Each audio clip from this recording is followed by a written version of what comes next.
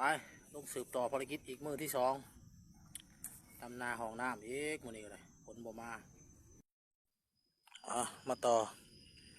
อีก EP สองอีกคลิปสองเนาะพี่น้องเนาะขอบใจพี่น้องที่แชร์ที่สนับสนุนกดไลค์กดแชร์ขอบใจเด้อสำหรับญาติเพื่อนมิตรสหายทุกคนที่กดไลค์กดแชร์ในคลิปที่ผ่านมาต่ออีกคลิปสองหลังจากเมื่อวานนี่บุกสามพอลูกพอดีฮอดเที่ยงวันนี้พักเที่ยง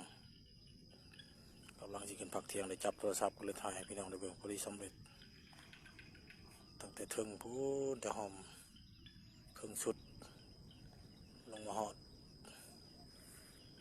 กกขามใหญ่เป็นที่เรียบร้อยถือว่า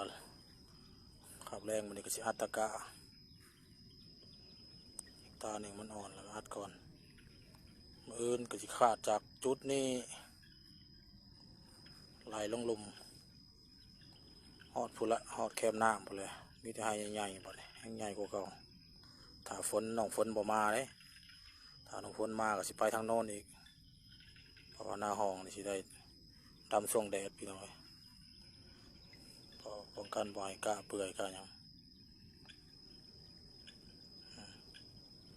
เสียงกบเสียงเขียดเขาเหือกก็งามปีหน้าวางแผนว่าสิหวานน้องปีนี้บ่ทันการ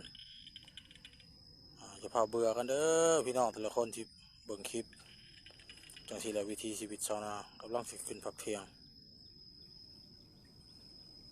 หลังจากสำเร็จในฮอดเสาฮอดจุดตีนกกขามใหญ่เก่าตามือครึ่งบ่ซ่าแล้วก็บ่ไหวดำนากับบริทีบริหารพอดีงามพี่นี่สามพอลูกลุยยังบ่ทันมีคนงานพี่น้องเอ้ยขาแห้งคนกันค่อนข้างที่สูงช่วงนี้180,000 200,000แต่ว่าหาคนงานก็สิยาก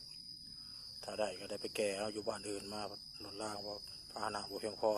จะไปได้ลุยเองก่อนถ้าคนแถวบ้านว่างก็จะสิลงเอิญมาเสริมแห่งงานจังมือ2 มือก็สิสำเร็จละช่วงนี้ยังดำหน้าห้องอยู่เพราะว่าฝนแดดคือฝนสิตกเมื่อวานเนี่ยฝนบ่ตกดำหน้าห้องต่อ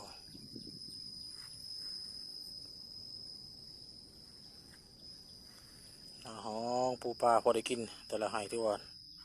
ดำให้ได้ก็กินให้นั่นพอได้กินปลาน้อยปลาใหญ่ปลาดุกน้อยปลาคอน้อยปลาคอขึ้นหน้าปลาคอนี่หน้าแคมฝาย